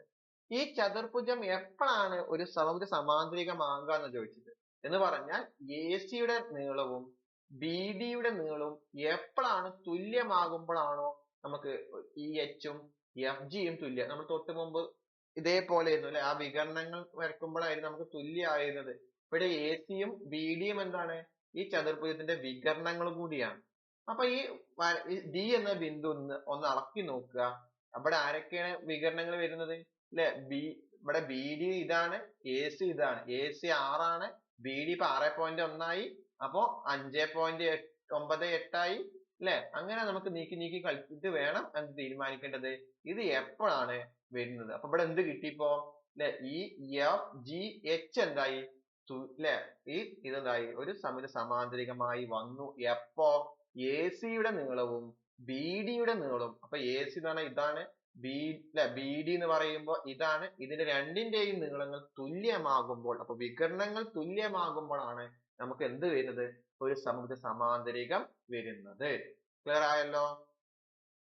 നെക്സ്റ്റ് അടുത്തത് നമ്മൾ പറഞ്ഞിട്ടുള്ളത് ചതുരം എപ്പോഴാണ് ആകുന്നതാണ് ചോദിച്ചത്. അപ്പൊ ഇതേപോലെ നമുക്ക് നീക്കി കളിക്കാം. ചതുരമാകുമ്പോൾ നമുക്ക് നിയമം അറിയാം, അവിടെ എത്ര ആയിരിക്കണം, കോണളവ് 90 ഡിഗ്രി ആയിരിക്കണം. പിന്നെ അടുത്തെന്താണ്, സമചതുരാണ്. അതൊക്കെ നമ്മൾ നേരത്തെ ചെയ്ത് അതേപോലെ തന്നെയാണ് ഇവിടെ വരുന്നത്. അപ്പൊ നമ്മൾ എന്ത് നോക്കി കണ്ടു, അല്ലെ, എന്താണ്, ബി ഡിയുടെ നീളവും എ സിയുടെ നീളവും തുല്യമാകുമ്പോൾ മാത്രമാണ് നമുക്ക് എന്ത് കിട്ടിയത്, അല്ലെ, സമഭുജ സമാന്തരികം കിട്ടിയിട്ടുള്ളത്. അല്ലെ, ബി ഡിയുടെ നീളവും അതേപോലെ എന്ത് കിട്ടി, എ സിയുടെ നീളവും തമ്മിൽ തുല്യമാകുമ്പോൾ മാത്രമാണ് നമുക്ക് സമഭുജ സമാന്തരികം. അപ്പൊ ബി ഡി എ സി ഇവിടെ ആരാ, അല്ലെ, എ ബി സി ഡിയുടെ ഒരു വികരണങ്ങളായിട്ട് വരുമ്പോഴാണത്, അല്ലെ, വികരണങ്ങൾ തമ്മിൽ തുല്യമാകുമ്പോൾ മാത്രമാണ് നമുക്ക് എന്ത് കിട്ടിയിരിക്കുന്നത്, അല്ലെ, നമുക്ക് സമഭുജ സമാന്തരികം കിട്ടി. അപ്പൊ താഴെ എഴുതുക, എന്താണ് നിയമം, വികരണങ്ങൾ തുല്യമാകുമ്പോഴാണ് നമുക്ക് എന്ത് വരുന്നത് കിട്ടുന്നത്. ഇനി ഇതിൽ രണ്ടാമത്തെ എന്താണ് ചതുരമാകുന്നത്. അത് എപ്പോഴാ വരുന്നത് നോക്കാം. നമ്മുടെ രണ്ടാമത്തെ എന്താ പറയുക ചതുരമാണ് നമ്മൾ പറഞ്ഞിട്ടുള്ളത് അല്ലെ. അപ്പൊ അതിന് വേണ്ടിയിട്ട് ഇവിടെ എന്താക്കി ഞാനൊരു ഒരു കോണളവ് മാർക്ക് ചെയ്തു. അപ്പൊ വികരണങ്ങൾ തമ്മിൽ എന്തെങ്കിലും നമ്മൾ നേരത്തെ കണ്ടപ്പോൾ 90 ഡിഗ്രി പറഞ്ഞില്ലേ, എ ബിക്ക് ഒരു ലംബം വരച്ചപ്പോഴായിരുന്നു നമുക്ക് ഇവിടൊക്കെ 90 കിട്ടിയത്. അതേപോലെ ഇതിന് എന്ത് ചെയ്തു വികരണങ്ങൾക്ക് 90 ആകുമ്പോൾ എന്തെങ്കിലും പ്രത്യേകത ഉണ്ടോ എന്ന് നോക്കാൻ പോകാൻ വേണ്ടിയിട്ടാണ് ഇത് ചെയ്തത്. ഇനി എന്ത് ചെയ്യാണ് ഡി എന്ന ബിന്ദു അങ്ങോട്ടും ഇങ്ങോട്ടൊക്കെ നീക്കുകയാണ്. ഇവിടെ 90 ഡിഗ്രി ആകുമ്പോൾ എന്തെങ്കിലും ഒരു മാറ്റം വരുന്നുണ്ടോ നോക്കാൻ പോവാണ്. അപ്പൊ 90 ഡിഗ്രി ആയപ്പോ ഇവിടെ 90 ഇവിടെ 90 ഇവിടെ 90 ഇവിടെ 90. അപ്പൊ എന്ത് കിട്ടി നമുക്ക് അപ്പൊ വികരണങ്ങൾ എന്തായി ലംബമായി പറയുമ്പോഴാണ് നമുക്ക് എന്ത് കിട്ടുന്നത് ഈ ഇത് ഈ എഫ് ജി എച്ച് എന്നൊരു ചതുരമായി കിട്ടിയത്. കാരണം എന്താ ഈ നീളം തുല്യാണ്, ഈ നീളം തുല്യാണ്. അതൊക്കെ നമ്മൾ നേരത്തെ പറഞ്ഞ അതേ എക്സ്പ്ലനേഷൻ ആണ്, വല്ലാതെ പറയുന്നില്ല. അപ്പൊ ഇവിടെ വികരണങ്ങൾ തമ്മിൽ ലംബമായി വരുമ്പോൾ മാത്രമാണ് എന്ത് വരുന്നത് നമുക്ക് ഈ എഫ് ജി എച്ച് എന്ന് പറയുന്നത് ഒരു ചതുരമായി കിട്ടുന്നത്. അപ്പൊ എപ്പോഴാ വരുന്നത് നമ്മൾ വരുന്നത് എന്താ വികരണങ്ങൾ തമ്മിൽ പരസ്പരം ലംബമാകുമ്പോഴാണ് വരുന്നത്. കാരണം 90 ഡിഗ്രി വരുന്നത് അപ്പോഴാണ് നമുക്ക് എന്ത് വരുന്നത് ലംബമാകുമ്പോഴാണ് വികരണങ്ങൾ തമ്മിൽ ലംബമാകുമ്പോഴാണ് എന്ത് വരുന്നത് ചതുരമായി വരുന്നത്. അപ്പൊ വികരണങ്ങൾ ലംബമായ ചതുർഭുജം വരുമ്പോൾ മാത്രമാണ് വരുന്നത്. ഇനി അടുത്തത് എന്താണ് സമചതുരം. അപ്പൊ സമചതുരം എന്ന് പറഞ്ഞാൽ ഒന്നാമത്തെയും രണ്ടാമത്തെയും നിയമം വരുമ്പോഴാണ് സമചതുരം. അതെങ്ങനെ വരുന്നത് നമുക്ക് നോക്കാം. അപ്പൊ നമുക്ക് എന്താ കിട്ടേണ്ടത് ഇവിടെ 90യും AC യും BD യും എന്താക്കിയാൽ മതി തുല്യമായി കഴിഞ്ഞാൽ നമ്മളെ ആൻസർ ചതുരം കിട്ടും, സമചതുരം കിട്ടും. അപ്പൊ അതിനു വേണ്ടി ഞാൻ എന്ത് ചെയ്യാ ഡി എന്ന ബിന്ദു ഇങ്ങനെ നീക്കി കളിക്കുക. അതേപോലെ ഇവിടെ എന്ത് കിട്ടിയാൽ മതി 6 BD 6 സെന്റിമീറ്റർ. അതേപോലെ AC എന്ത് കിട്ടിയാൽ മതി 6 സെന്റിമീറ്റർ. ഇവിടെ കോണളവ് എത്ര കിട്ടിയാൽ മതി 90 കിട്ടിയാൽ മതി. അപ്പൊ അതിന് വേണ്ടിയിട്ട് ഇങ്ങനെ നീക്കി കളിക്കുക. അപ്പൊ നോക്കുക എത്ര കിട്ടുന്നുണ്ട് നോക്കുക. അപ്പൊ ഇങ്ങനെ നീക്കി കളിക്കുമ്പോൾ 90.85 ഇവിടെ 6.1 ആണ്. ഒന്നും കൂടി ഒന്ന് നീക്കി കളിക്കുമ്പോൾ എന്തായി 6.1 ആയി. പിന്നെ ഒന്നും കൂടി നീക്കുക ഡി ആണ് നീക്കി കളിക്കേണ്ടത്. ഇനി അതേപോലെ ഡി 6.1 ഒന്നും കൂടി 6.1 ആ 0 ആയി മാറി. എന്തായി ഇപ്പൊ കിട്ടി രണ്ട് എന്ത് കിട്ടി BD യും AC യും എത്ര കിട്ടി തുല്യമായി. ഇവിടെ ഉണ്ടാകുന്ന കോണളവ് 90 ആയി. ഇപ്പൊ എല്ലാ വശങ്ങളും എന്തായി തുല്യമായി. അപ്പൊ അങ്ങനെ നമുക്ക് എന്ത് ചെയ്യാം വരക്കാൻ പറ്റും. ഇങ്ങോട്ട് വിശദീകരിക്കാനേ പറഞ്ഞിട്ടുള്ളൂ. അപ്പൊ എന്താണ് ഇവിടെ സംഭവം 1 ഉം 2 ഉം എന്താണ് വികരണങ്ങൾ ലംബമാവുകയും ചെയ്തു കഴിഞ്ഞാൽ തുല്യമായ ചതുർഭുജമാവുകയും ചെയ്യും. അപ്പൊ എന്തായി വികരണങ്ങൾ ലംബമാവുകയും പിന്നെ അതേപോലെ തന്നെ ആരുമായിട്ട് വികരണങ്ങൾ തുല്യമാവുകയും വേണം. അതേപോലെ വികരണങ്ങൾ എന്താവും വേണം ലംബമാവുകയും ചെയ്താൽ മാത്രമേ നമുക്ക് എന്ത് കിട്ടുള്ളൂ സമചതുരം കിട്ടൂ. ഇവിടെ സമചതുരം കിട്ടാനുള്ള കണ്ടീഷൻ എന്താണ് വികരണങ്ങൾ പരസ്പരം ലംബമാവുകയും വേണം. അതേപോലെ എന്താവണം വികരണങ്ങൾ തമ്മിൽ തുല്യമാവുകയും ചെയ്താൽ മാത്രമേ നമുക്ക് എന്ത് കിട്ടുള്ളൂ നമുക്ക് സമചതുരം കിട്ടുള്ളൂ. ക്ലിയർ ആയല്ലോ. എന്താണ് വികരണങ്ങൾ തമ്മിൽ തുല്യമാവുകയും BD സമം 6 ഉം അതേപോലെ AC സമം 6 വികരണങ്ങൾ തമ്മിൽ ലംബമാവുകയും ചെയ്തപ്പോഴാണ് നമുക്ക് എന്ത് കിട്ടിയത് നമുക്ക് സമചതുരം കിട്ടിയത്. അപ്പൊ രണ്ട് നിയമങ്ങളാണ്. വികരണങ്ങൾ തുല്യവും അതേപോലെ വികരണങ്ങൾ ലംബവും ആകുമ്പോൾ മാത്രമാണ് എന്ത് വരുന്നത് വികരണങ്ങൾ ലംബവും തുല്യമായ ചതുർഭുജം വരുമ്പോഴാണ് മാത്രമേ നമുക്ക് സമചതുരം വരുള്ളൂ. ഇതോടുകൂടി നമ്മുടെ ടെക്സ്റ്റ് ബുക്ക് ആക്ടിവിറ്റീസ് കംപ്ലീറ്റ് ആയി.